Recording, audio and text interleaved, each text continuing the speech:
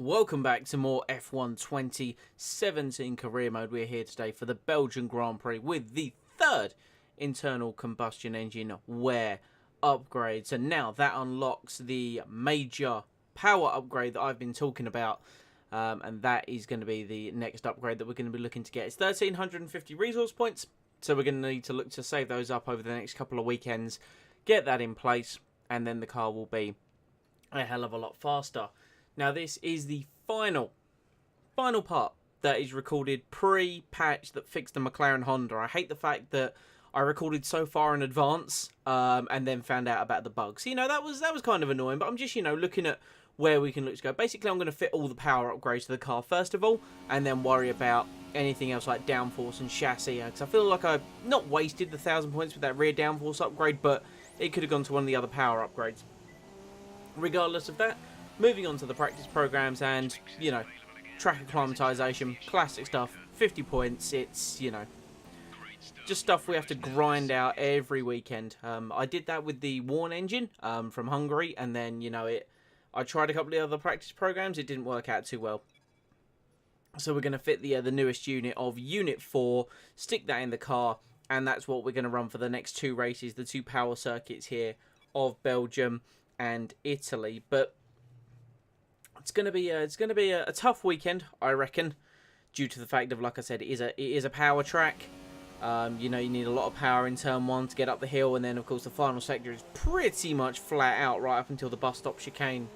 And obviously with our issues of being a bit down on power, then it's going to be an uphill battle for us here. But we're currently on a point streak, and let's hope to actually continue that as we now move on to the fuel management test. That was quite difficult to do around here. A lot of periods where you are just full throttle. So this is only going to be 30 points, this one, as we come across the line. But, as I've said throughout this season, any points is good. It's beneficial, and it helps us get the car all up and running. As we now move on to the qualifying pace program, running the ultra soft tyre, the softest tyre available for the weekend. Come across the line. That's once again only 30 more resource points there, but all in the bank, going to build towards that major power upgrade, and I'm looking forward to when this car is moving at its full speed and maximum potential, and that'll be for the Italian Grand Prix, is when we'll be racing our first race post-patch, so that'll be an exciting one. As we wrap things up with the race strategy,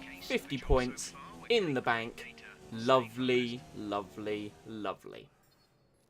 You can see the resource points coming in here for the practice sessions of the Belgian Grand Prix. That's going to knock us to, I'm hoping, just around, so just shy of 900 points there. So we should hopefully over this weekend and maybe one more race weekend, we'll have enough for that major power upgrade, which will help us down the straight. Spa, one of the mightiest tracks on the Formula One calendar. Long straights, up and downhill, Eau Rouge as well. This track isn't for the faint-hearted.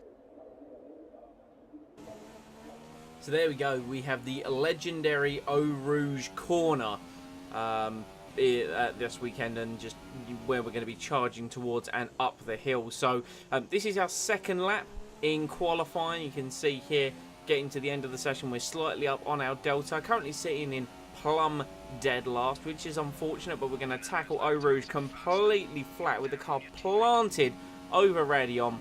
And now this is where we just charge in. I ran a reasonable amount of downforce because I hoped with the car to make up a lot of time in the middle sector, which is less power reliant and more sort of high speed corners, which is what our car is better at. As we now come through to that second sector, as we speak, flinging the car through, getting an excellent amount of grip on the ultra soft tyres, and Pouon, what a fantastic corner to just chuck in. I could have dropped it down to 7th if I wanted to get a smoother run, but still, just an absolute joy in these 2017 cars with all the increased downforce. The front end just sliding slightly wide at the first part of Stavelot, and that cost me a little bit of speed. You can see there going down towards the bus stop. Only about 2/10 up now. Get a lot of curb on the inside. The rear end steps out. That cost me quite a bit of time, but a better exit this time around. It's going to be an improvement of just over 3/10. And where's that going to put us? Sorry about that. Just wasn't our day. There, 19th. 19th place. Well, I don't know what I expected. I mean, we were 8/10 faster than Ericsson, and Fernando was less than a tenth faster than us. So like I said, it's going to be it's pretty brutal around here. You know, so much power is needed. The fact we're 4.5 seconds off the pace. I mean, qualifying's never been our strong suit. It's the race pace which gets us the points, and we're currently sitting on a point streak. And as I've done every weekend this season, when we're in a bad spot of qualifying, I'm already starting 19th. So abuse the system. And if they're going to give me the option to take extra power units, I'ma take them. So I'm gonna take a shiny new power unit just to give myself loads left for the rest of the season, and then we're going to once again just swap it back to number 4 that we've of course only run in the later parts of practice and in qualifying. So that will be the power unit that we run here and in Italy, and then we've got 3 more units for the rest of the season. And just for absolute shits and giggles, new gearbox, because I can. I mean, we might as well take the penalty, and then obviously just swap it back for even more of a penalty. Why not? So the strategy for this one for Belgium, the Belgian Grand Prix, is going to be the one stop, starting on the soft, going over to the super soft. You can see there at the session forecast that right at the end it's going to go light to heavy rain. And really my concern looking at that was going to be just stretching the tyres, making sure we could still work a one stop rather than having to pit and fit another set of dry tyres, and, you know, definitely commit to a one stop rather than a 2. So might have to stretch the soft tyres a little bit, but as we chuck a little bit more fuel in as well, just so we can run that rich mix, so we can actually be competitive on the straights as we now build with the lights are all coming on. 5 lights. And the Belgian Grand Prix is underway. Bogging down a little bit off the start, but the second phase appeared to be okay, so we stay with everyone, tucking behind Ericsson. Everyone brakes really early, and I have to almost react to that. I don't want to go steaming in and collecting someone on behind, but we're battling Wehrlein on the exit of La Source. Poor exit. Alonso's going to come down. He's on the super soft tyre as he now draws side by side as we head down towards Eau Rouge for the first time, as we get ahead of him and we pull flat through there over the top of Radion. And that's us up into 16th position there as we now charge towards Les Combes for the very first time. Danny Kvyat is at the back of that pack just there. Like I mentioned earlier, we're going to have to use the second sector and use our car's advantage in the corners to try and close up to these people, because we're going to be losing a lot of time in Sector 1 and a lot of time in Sector 3. And you can just see the cars are very slow on this opening lap as we had to adjust our line through Rivage there, and through the no-named left-hander we got caught in the dirty air of the Toro Rosso, and we lost out a bit of time there as we come on to lap 2, as we're going to close up ridiculously under braking compared to the Toro Rosso, just about missing the back of his car. And we're now going to sit in the slipstream. We've got Fernando still behind us. We're dropping the salvers a little bit, and there's a third car in the mix back there. I'm not 100% sure on who that actually is, but we're managing to cling onto the back as Kvyat appears to be lining Hulkenberg up for a move. Both cars with Renault power. DRS not available until the next lap. Kvyat going to try and look to the outside now, switches to the inside for Les Combes. He's going to try and go through, and the more these guys fight each other, that gives me an opportunity to stick behind them as they continue to battle side by side. Kvyat looks like he's got the move done. I was thinking about trying to take a look down the inside of Rivage, but I made the mistake through the right-hander, and that unfortunately cost me a lot of time as we now sit behind Hulkenberg, but once again getting it completely wrong through the left-hander, and we scrubbed across the track and lost a bit of speed. Lap 4 now, we're up to 15th position. It looks as if there's a car in the pits, and Hulkenberg has dropped back. Kvyat appears to have broken away from him a little bit there. As we now sit behind him, we're actually going to get a good tow down the hill up through Eau Rouge, and we're clearly within 1 second, so we're going to get DRS as we head towards Les Combes. There's a yellow flag up ahead apparently. We're still going to get the DRS. We can't overtake Hulkenberg down the straight. I don't think that's going to be too much of an issue. There's a car moving very slowly to Valtteri Bottas on the ultra soft. He's clearly got some kind of an issue, and it goes to green flag just as we come up to Les Combes, and that was perfectly timed so we could dive it down the inside, and our car was just slow enough in a straight line that I didn't actually have to lift off too much. But we now cut a little bit later on. This is lap 5. It's got to the point where the guys on the ultra softs have made a pit stop, so we're battling for a points paying position, if I can get my words out, as we battle Hulkenberg through Les Combes. And then we've got a VSC, and I believe this is because the lap is so long Valtteri Bottas, because of course he got what I think late was confirmed to be a puncture on the way up the hill towards Les Combes. He's still cruising around. We're going to see him here, the yellow flag. There's Bottas still cruising back to the pits. He's well over a lap down at this point. That's unfortunate for him, because I think he did relatively well in qualifying. And he's been doing okay this season in my career mode. But anyway, we're up to 9th. Danny Kvyat is the next car up ahead, along with the Haas cars by the looks of things. So it's now going to be down to us to try and close that gap if we can. Lap 7 now. More cars have made their pit stops. We're now up with the guys that are on super soft tyres. We've got Hamilton behind us and Jolyon Palmer up ahead of us. So he was running higher than Hulkenberg. Not too sure. You know, Cody's must have got the AIs mixed up there. And we're going to come through, running very wide out the Fania chicane. There's a yellow flag for whatever reason. Carlos Sainz out the race, and Max Verstappen has parked it on the first part of Stavolo. Not too sure what's happened there. We cut to a replay, and he got all locked up, and he's parked it. Not too sure why he's parked it there. Here it is from an off-board perspective, but I don't know. The AI just not prepared to come back onto the track, like in a dangerous way. But there's Palmer, myself, and Hamilton. Here's what happened to Carlos Sainz, just going through Paul, and it looks as if the car's just failed on him. I'm going to assume that's an engine failure just without the smoke. I'm not 100% sure there, but we now cut back to the live action. We're up behind Jolyon Palmer. We're going to be getting a good tow, but Hamilton with his Mercedes power is a lot quicker. He goes straight up the inside of us as we go towards Blanchimont. We're flat through there. Hamilton ducks ahead, sticking the slipstream of the Mercedes. What can we do into the bus stop? We've got to fight for these positions because we're fighting Palmer for position, and Hamilton is on the 2-stop. So if we can work our strategy correctly, we could be racing him as we keep ahead of him through the bus stop. But Hamilton's not going to leave that lying down. Is he going to have a look into La Source? He sort of fakes a half move as we now pull up behind Jolyon Palmer once again as we now head down the hill towards Eau Rouge. Hamilton's got a fantastic run on those fresh super soft tyres, and he's driven completely past me towards Eau Rouge. We pull it as flat as we can over the top of the hill at Radion in the slipstream of the Mercedes car. We're now going to sit. We've got Palmer, Hamilton, myself, and that's Daniel Ricciardo behind us as we charge towards Les Combes. Back on board as we make a late diving move on the brakes. Hamilton leaves us the space, pinches himself in the second part of the chicane, but I get it wrong. Have to use some of the runoff. Hamilton tries to hold it around the outside, runs out of road, and we've kept him behind us, but we've lost a little bit of time to Jolyon Palmer that we're going to have to try and close back up. We're losing a lot of time by battling with the Mercedes here, but like I mentioned, who knows what's going to happen at the end of this Grand Prix with the rain as we now up behind Palmer. This is for 4th position now, so Palmer putting in work as Hamilton once again now goes to the outside as we head towards Blanchimont. And once again, he's completely past me, completely expected with that Mercedes power, but now we tuck in the slipstream. Once again, we've got Danny Rick behind us as we now charge towards the bus stop. It's a huge move, diving down the inside of both cars, holding on nicely, taking a lot of curb as we come through the bus stop. Jolyon Palmer's pulled off. He's peeled into the pit lane as we now go towards La Source.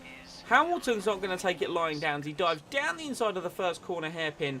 Hamilton keeps it. We try to hold it around the outside, but Hamilton's got too much grip and too much power, and he's gone completely past us there. Hamilton back up into what I imagine is the net rate lead, and we've got Daniel Ricciardo in the Red Bull now behind us. So a moment of glory now could turn into a montage of misery as we once again charge towards La Source. This is Les Combes as we move to the inside. Daniel Ricciardo on the outside trying to make a move if he can, but we're just too brave under brakes and we squeeze Daniel Ricciardo out and we retain 5th position. And now we just got to keep fighting these guys. It might cost us a bit of time, but like I mentioned, with the rain coming a little bit later on, if we can commit to that one-stop strategy, who knows where we could end up being. So Daniel Ricciardo on our inside. We go towards Blanchimont, almost side by side. Ricciardo fights his way through. We're once again up behind the Red Bull driver, and can we make a mirror move of what we've done the last few laps? Yes, we can. Down the inside, just about getting that slowed down, compromising myself on the second part of the chicane as we now head towards La Source. We've now got a Force India. Daniel Ricciardo, that's Sebastian Vettel's Ferrari now down the inside, 3 wide into La Source. Can we hold our position? Yes, we can. Last of the late breakers, and Vettel's going to force Ricciardo out wide by the looks of things, and he's going to be the next one to challenge. Just look at the speed of the Ferrari engine. It forces me out of the way before Eau Rouge. And now what can we do as we head up the hill over Radion? My line was terrible and the car just drifted out wide, had to go over the hill effectively. Still in the slipstream of the Ferrari, but we can't challenge and we haven't got enough straight line speed. But Ricciardo can't get past either, such is the limitation of the Renault engine. So gotta now look to try and keep going in this Grand Prix. We're now up to lap 11. The rain will be coming soon. As we asked Jeff, it's coming in 10 minutes. All of a sudden, Sergio Perez out of nowhere tries to move around the outside of Lecom. He's managed to keep it in better than almost anyone else did, but still, once again, our defensive driving has been in our favour and we've managed to keep the position. But now Perez, once again, he's got the Mercedes power, low drag, force India around the outside, and he's completely done me. Can we try and stick in the slipstream, or is the car just look at the gap he's pulled already on us? That's too far back. I thought about it for a second. I thought, no, it's not worth making that diving move. But Perez is very slow through the bus stop chicane. As you now open up the DRS again, but Perez has completely got us. We're not going to have the opportunity to overtake him into La Source. You hear Jeff saying that the pit window is now open. So this is the point where we would normally be coming in for the soft tyre to swap to the ultra soft to run to the end. But with the rain coming, who knows when that's going to be. And now we've got Daniel Ricciardo, surely not, down the inside of Eau Rouge. The balls of the Australian to hold it side by side through the fastest and most dangerous section on the Formula 1 calendar. Props to the man. You know, he's known to be bold when it comes to his overtakes, and that was one of the best I've ever seen of him. As now Felipe Massa tries to come past us. And this has definitely been a bit of a montage of misery. But thankfully, we've been able to hold our position. Ricciardo then caught up to Perez later on, who completely bottles it into Fagna, just locks up the wheels. I thought it was interesting just to show that, you know, the fact the AI make those mistakes. And now Felipe Massa just darts past us on the 13th lap. And it's going to be very similar to when Perez got past me initially. You know, he's in a much faster car. I'm not going to be able to make the move into the bus stop, even though how slow they are on the brakes. As we try and come through, we can keep it behind them really nicely in the corners, but it's the straights. I hate to keep banging on about the same thing, as now Magnussen's going to try and have a little look at us now in the Haas, powered by that Ferrari engine, but he can't quite make the move. We have to go a little bit wide, and you can see the gap that Vettel would manage to pull on us since he overtook us, because he's made his second pit stop. So he pulled out a pit stop on us there as we were battling other cars. Magnussen now goes past us up towards Lecom. We dive it back down the inside. It's just the same drivers, or sorry, not the same drivers, but the guys trying to pass us in the same places. They never really managed to get the inside line. That's where I can successfully defend, but eventually it does get to a point, as we've seen on the back straight, if they do have that much extra power than us, then they are just going to disappear down the road. And we're now on to lap 15. These tyres are really getting very second-hand, and I need the rain to arrive. Well, I mean, any time now, really, as Magnussen looks to dive down the inside of us, and I think he might have us into La Source here. And there's actually, now that I've mentioned it, there are spots of rain on my screen. Magnussen's done us into La Source, but I think this is the moment we've been waiting for. You can almost see it there. The rain droplets streaking along the chassis. Now Grosjean tries to make a mirror move to Daniel Ricciardo once again, side by side through La Source. Sorry, Eau Rouge. I wish I could get the names of these corners quite right. I'm getting so excited with the battles that we're having as we now swap to the intermediate tyres. We're going to dive in at the end of this lap, as now Romain Grosjean has a look down the inside of Lecom but can't get through. And this is the moment that we've been waiting for. The rain looks to be coming down. Is it coming down quick enough? I hope it is, because we can't go another lap on these tyres. They're completely dead, and we're dropping down the field. Grosjean has managed to get past us, and now we've got to come into the bus stop chicane. I'm going to dive it down the inside of Romain Grosjean just so I don't lose any more time coming into the pits. He carries on. The AI carry on. There is a car in the pits ahead of us, actually, so I'm curious to see what tyre they're going to go on as we get it slowed down. Who is it ahead of us in the pit lane? It's Danny Rick, and he's fit a set of ultra soft tyres. Have we made a mistake? Could it be too soon? I mean, the amount of rain that came down in that one lap appeared to be quite a lot. So, I mean, we'll see, as clearly water came off the tyres as we pulled out of our pit box. So we'll see how it goes as we actually exit the pit lane here.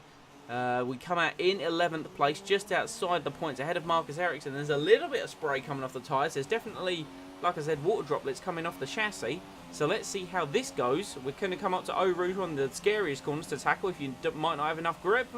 Able to just hold it. Had to drift wide and go over the top of the hill at Radion there. But now is going to come the real test. We're going to charge it towards Lecom. We're on our own, so we'll see how the braking goes. We might have to brake a little bit earlier due to the conditions. So we do, and well, no grip on turning. Look at this. We've just got to control it over the curb there. And we had absolutely no grip. In this second sector, we're going to be at a crawl. It's too early for these tyres. Even though there's spray coming up, this is a mistake. This could cost us a really good result here. We were battling for sort of 6th or 7th before we came into the pits. There's only 5 laps to go as well. So, I mean, look, just even through the Fania chicane, the car just can't get any grip. And I'm pushing as hard as I can to try and keep heating the tyres, but you can see how slow we're going because Marcus Ericsson has caught us in the Sauber, and we just can't get anything through the first part of Stavolo. We're completely out of control. Hulkenberg is 15 seconds up the road at this point, and I'm not too sure. We may have blown a good result here, but it might come back to us. It depends on how fast the rain comes down, and if we just try and lose as little time as possible. Palmer's now dropped into 10th position, so I don't know if he's in the pits again. There are cars in the pits. What tyres are they going to fit as we now defend from Ericsson up the inside? Even through the bus stop at such a slow speed, the car just won't grip the circuit. Palmer, I'm not too sure if he's left his pit box as of yet, so we'll see. He's very stationary on the mini-map just now. He's left his pit box. He's on ultra softs. So even the AI are fitting dry tyres as we completely go way too deep into La Source, and we lose a bunch of positions to Ericsson Wehrlein and the Valtteri Bottas, who's unlapped himself versus the Saubers. He's had an absolutely dreadful weekend as we come up to Lake Com second time around. Little bit more grip, but I did take it very cautiously through there. So the track, it's coming to us very slowly as we now go lap 19 with 6 seconds down on Wehrlein at this point, but the track finally is slowly starting to turn. It's not quite there yet as we now come to the end of lap 19. Teammate is in the pits, so Fernando is in. What are we going to see now? The rain's definitely a hell of a lot heavier. We're now just 6 seconds back from Wehrlein, so we could maybe see an improvement. There we go, DRS disabled, so now the track is finally going to come to us. That's the crossover point when DRS gets disabled. Cars are in the pits. Please tell me they're fitting the intermediate tyres. Palmer's back in, he's on ultra softs. Well, he's now gone to intermediates. So now it's the crossover point, and now we've battered our tyres over the last few laps due to the conditions that we've been driving in. But you can see as we've now caught Pascal Wehrlein, and just look at the speed difference going into Poole, and so much more confidence in the car to chuck it down the inside. We're up into 10th position, and that's a championship point, but I think we've lost far too much time to get anything better in this Grand Prix. We may have thrown away a really good result unless something incredible happens here, but we go through the Fania chicane. The car feeling a hell of a lot better. I don't know if cars are going to lose too much time running through this final sector. Grosjean now down to 9th, and we now jump aboard with Grosjean, and look at this, car's completely off the track. He's smashed it. Oh, that's through Blanchimont. He's in the wall, and there's another Haas just over the side of the road there, and I think his teammate dropped it as well. So let's look at this. Kevin Magnussen on the soft tyre. He's going to go through Blanchimont, and look, it's like an ice rink. The cars have lost all grip. Magnussen tries to catch it, but he smashes into the wall, and he is also, both Haas drivers are out of the Belgian Grand Prix in one fell swoop. And what have we got here? So there goes one of the Haas drivers. This is Carlos Sainz, and he's dropped it as well on the super soft tyres. And can he catch it? He's trying. He's spun round. He's kept it out of the barriers, though. I mean, he's crashed into one of the polystyrene boards. There's a Williams in the background. This is so unlike. I mean, the last race I can think of that was like this was Malaysia 2001, as there's a Renault just about in control. No, he's not. He's smashed into the Toro Rosso, and that's Alonso on intermediates fighting his way through. Here we are on board with Daniel Ricciardo on the ultra soft tyres. Let's see what happens. One of the Haas is going to go into the wall. That's Sainz out. He's just managed to keep it under control, but he's avoided the Haas. There's another one in the wall. There's Sainz spinning out of control. Well, Ricciardo got very lucky there to remain in this Grand Prix, but wow, incredible stuff. This is now we're going to see it from Massa. Multiple different angles going on here, but look, Massa just drops it, and he tries to catch it, then applies too much oversteer. He hits the tyres. He's got lucky there. Massa still in this Grand Prix, just with a bit of front wing damage by the looks of things. And here we're going to see it on board with Nico Hulkenberg, who creamed into Carlos Sainz. You can see the yellow flags. He's, in all fairness, he kept it under much better control, but he's driven completely over some debris, and it just looks as if he just didn't react. I don't know if it was not reacting or the car just wouldn't turn, but he's creamed into Carlos Sainz there, and you're going to see it now as we come through. Magnussen out the race.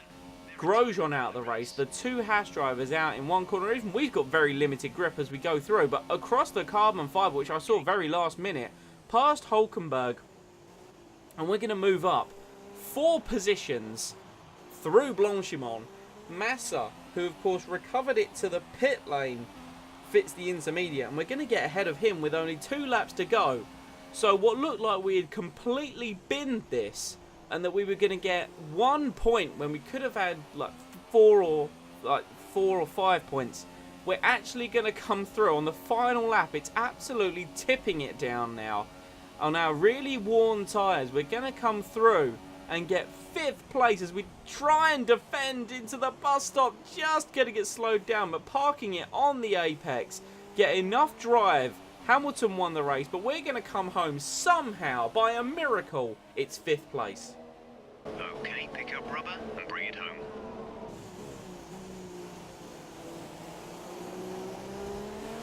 Anthony, what do you think made the difference here? Rain always has the potential to liven up a race and mix up the order, and they've taken...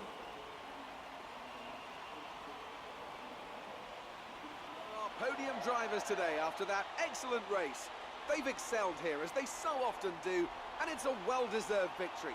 Mercedes, then, are on top today.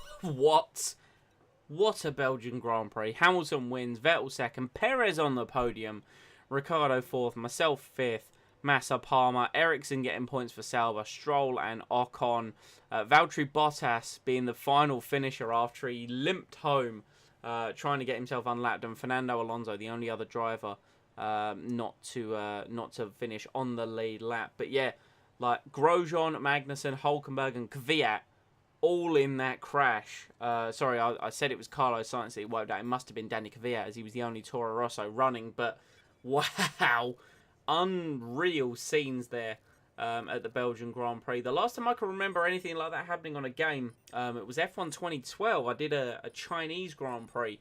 I was driving for Toro Rosso at the time, and I swapped to intermediates a few laps in the end, and AI were just falling off the track. But I've never seen it happen at Blanchimont, and I've never seen it so... 2 cars going in the wall and 1 car smashing into one of the other ones. But a result like that is going to do huge favours for our reputation. Haas now, well, I mean, favours our reputation for everyone, but Haas completely loves Williams gaining a huge amount for this particular weekend. I mean, 5th place. It looked as if, you know, after we made that pit stop for the Inters, I thought the rain was going to come down fast, and it did. We must have lost, I don't know, maybe about 15, 20 seconds over those few laps with just how much we were having to crawl around the middle sector. But somehow, I said it earlier, by a miracle, it's come back in our favour, and it's 5th place and 10 World Championship points. And that's, I mean, the point streak continues. The point streak absolutely continues as we now move on to the Italian Grand Prix next time out. First race, post-patch, fixed upgrades on the Mclaren Honda. We're going to have all the extra power, roughly about 20 extra brake horsepower. And that's at the Temple of Speed. That is going to prove just the difference. I'm looking forward to the difference. I really am, to see how we can compete on the straights. But guys, thank you very much for watching. I hope you have enjoyed this chaotic Belgian Grand Prix. It was an interesting one. You know, a lot of those extra camera shots where I was trying to defend my position, actually fighting some of the faster cars for once, was a good joy. And then just at the end was icing on the cake, really. It really was. But yeah, like I said, I hope you have enjoyed. Leave a like if you did, comment any feedback down below, and subscribe if you want to be notified about the content coming to the channel. And I will see you all next time.